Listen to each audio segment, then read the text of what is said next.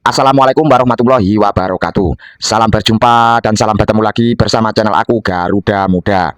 Piye kabar bos? Bagaimana kabarnya? Semoga baik-baik saja, sehat selalu dan dilancarkan rezekinya. Untuk kali ini bos, temanya adalah aku akan membahas media-media di luaran sana bos, yang membahas tentang tim nasional Indonesia. Seperti yang kita sudah ketahui semua, antara 2 minggu yang lalu bos, media Sohu asal Cina sana menyatakan bos secara terbuka bahwasannya tim nasional Cina di bawah asuhan Branko Ivankovic akan menghancur leburkan tim nasional Indonesia di Stadion Gelora Bung Karno. Tapi bos, baru-baru ini bos, yang lagi hangat-hangatnya menjelang pertandingan mendekati hari H, dan setelah mereka melihat pengumuman nama-nama ke-32 pemain yang dipanggil PSSI untuk menghadapi Cina, mereka langsung khawatir bos. Ditambah lagi bos, mereka sudah mendengar bahwasanya tiket tim nasional Indonesia versus China yang baru dibuka beberapa menit saja sudah ludes. Mereka juga langsung ketakutan bos. Bahkan ya bos, di media asal Cina sana, terutama media Sohu dan media Cina Yo Daily, menyatakan bahwasanya ada yang berbeda dengan tim nasional Indonesia sekarang bos. Beredar kabar di media-media sana bos, bahkan sudah menyebar di seluruh penjuru pelosok China bahwasanya tim nasional Indonesia telah menaturalisasi 19 pemain diaspora dari Grade A Liga Eropa untuk menghadapi Cina bos. Mereka langsung kejang-kejang mungkin bos, dan gambar foto-foto pemain-pemain kita ada berada di sana bos. Dia menyatakan pemain diaspora Indonesia ternyata bermain di level Liga Italia, Liga Belanda, Liga Inggris dan sebagainya. Mereka juga langsung kicep bos. Seperti yang kita ingat dahulu bos, tidak sepadan dengan yang dilayangkan media Sohu 2 minggu yang lalu bos. Begitu berkoar-koar, sekarang sebelum pertandingan saja sudah ciut nyalinya. Mereka mengakui bos, pada leg pertama pertemuan tim nasional Indonesia melawan Cina di kandang Cina yang lalu, mereka menang 2-1, tapi gameplay dan penguasaan bola sepenuhnya dikuasai tim nasional Indonesia, bahkan hampir setengah lapangan bos di kandang mereka waktu dulu. Padahal ya bos, pada waktu itu tim nasional Indonesia hanya diperkuat beberapa pemain diaspora segelintir saja bos. Yang bikin ketakutan mungkin sekarang pemain diaspora tim nasional Indonesia hampir 19 yang dipanggil bos, dan kita bermain di kandang sendiri plus dengan dukungan supporter yang begitu fanatik bos. Tentunya ini sangat wajar-wajar saja bos, karena tim nasional Cina hanya membutuhkan kemenangan. Mereka tidak boleh kalah. Seri saja mereka langsung angkat koper terlebih dahulu bos. Dan tentunya ini menjadi tantangan terakhir Branko Ivankovic, pelatih tim nasional Cina bos. Jika hasil imbang saja, pelatih Branko Ivankovic tidak pulang ke Cina bos, melainkan langsung dipecat saat itu pula. Oke bos. Dan yang kedua bos, aku akan mengabarkan berita-berita media yang lagi viral di sekitaran ASEAN bos, negara-negara ASEAN, terutama Thailand alias Nailan. Yang kedua Vietcong alias Nguyen. Yang ketiga, si kuning alias Malaides. Oke, kita bahas yang pertama dulu, bos. Di media-media asal Vietnam sana, bos, alias Vietcong, menyatakan, bos, katanya kita sama-sama negara ASEAN, sama-sama mempunyai tim nasional sepak bola. Bahkan kita akui, bos, ranking FIFA Vietnam lebih baik daripada ranking FIFA tim nasional Indonesia. Mereka bertanya-tanya dan terheran-heran, bos. Tapi kenapa setiap tim nasional Indonesia akan menjalani pertandingan, media-media mancanegara pada berebut hak siar, media-media negara pada ingin meliputnya. Padahal, bos, di saat tim nasional Vietnam sendiri bertanding, hanya media Vietnam lah sendiri yang menyiarkannya, bos. Mereka terheran-heran, bos. Jawabannya adalah, bos, saya mewakili orang Indonesia akan menjawab. Memang, bos, bos-bos Vietcong, kita sama-sama mempunyai timnas Vietnam dan timnas Indonesia. Bahkan ranking FIFA tim nasional Vietnam lebih baik, tapi auranya berbeda, bos. Kemungkinan menurutku ya, bos, media-media mancanegara, apapun itu media, menurut logika mereka mendapatkan hasil alias cuan dari berita-berita yang lagi trending, terpopuler, dan yang lagi viral.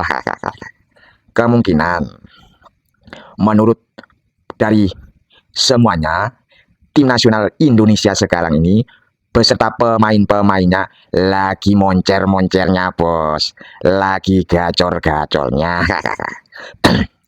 Dan yang kedua, bos, kemungkinan ada keheranan dari media-media asing itu, bos, bahwasanya tim nasional Indonesia yang tadinya ranking FIFA-nya di urutan 170 dengan cepat dan secara singkat meroket hingga menuju 123, bos. Dan yang ketiga, bos, kemungkinan kenapa tim nasional Indonesia bisa trending, mereka baru menyadari ternyata banyak pemain-pemain asli keturunan Indonesia yang bermain di liga-liga top Eropa sana, bos. Dan mereka begitu loyalitas ingin kembali ke tanah air Indonesia untuk membela Sang Garuda Indonesia, bos. Dan yang kelima, bos, kemungkinan lagi trending-trendingnya, mereka baru mengetahui bahwasanya atmosfer supporter di pertandingan persepak bola Indonesia itu memang begitu meriah, bos, begitu antusias dan begitu loyalitas. Bahkan di setingkat Eropa pun kalah, bos, kecuali final Liga Champion. Itu media Eropa sendiri yang menyatakan, bos. Itulah jawabannya Vietcong alias Nguyen.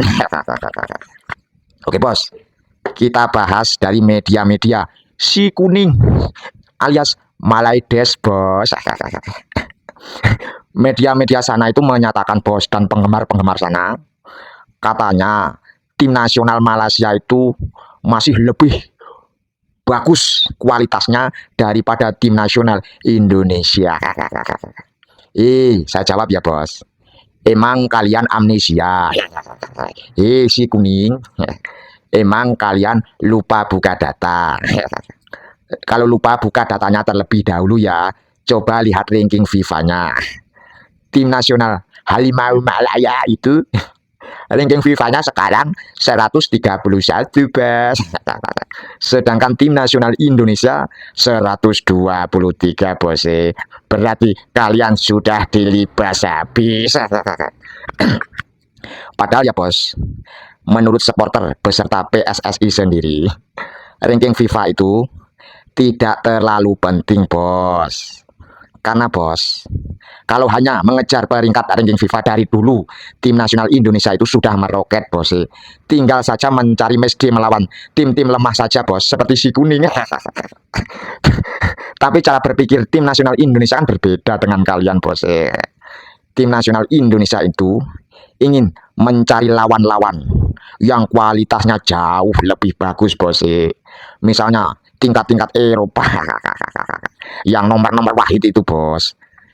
Meskipun kalah, meskipun ranking FIFA-nya menurun, tapi pemain-pemain timnas Indonesia sendiri akan mendapatkan pengalaman bertanding melawan lawan tim-tim hebat bos. Itu yang akan menjadi kepercayaan diri plus meningkatkan kualitas pemain tim nasional Indonesia bos. Begitulah jawabannya si kuning alias si Upin Ipin Malaides. Dan yang terakhir bos, dari media-media Thailand, media-media Thailand di sana menyatakan secara terbuka dan secara gamblang bos, bahwasanya Indonesia itu yang maju di bidang sepak bola hanya timnasnya saja bos. Dan untuk liganya, tim nasional Indonesia itu lagi carut marut alias kacau balau, amburadul bos. Dari aku sebagai orang Indonesia sendiri, saya akui itu memang benar bos, memang benar terjadi. Tapi bos, PSSI itu sebenarnya sudah mengetahui dari dahulu kala bos. Makanya itu, padahal banyak pemain-pemain top di Eropa sana bos, sejujurnya pingin merasakan bermain di Liga Indonesia karena atmosfernya yang sangat fanatik bos. Tapi mereka juga bimbang bos karena Liga Indonesia yang lagi amburadul saat ini. Dan sedangkan PSSI mulai berbenah dari dulu bos, mulai dari hal yang terberat dahulu, yaitu memperhatikan setiap stadion klub-klub di Indonesia agar menjadi standar internasional bos, standar FIFA, dan hampir 90% sudah selesai bos. Selanjutnya jika itu semua sudah beres, PSSI akan memperbaiki sistem-sistem yang carut marut alias amburadul itu bos. Kalau itu semua sudah beres, tentunya Liga Indonesia akan disorot dunia bos. Dan tentunya pemain-pemain top Eropa itu sangat ingin bermain di Liga Indonesia bos.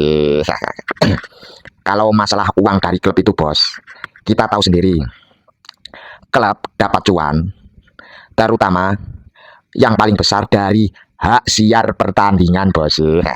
Kalau sudah bagus, pasti hak siar akan lancar-lancar saja setiap klub-klub di Indonesia. Tentunya PSSI lebih memperhatikannya bos untuk hak siar setiap klub di Indonesia.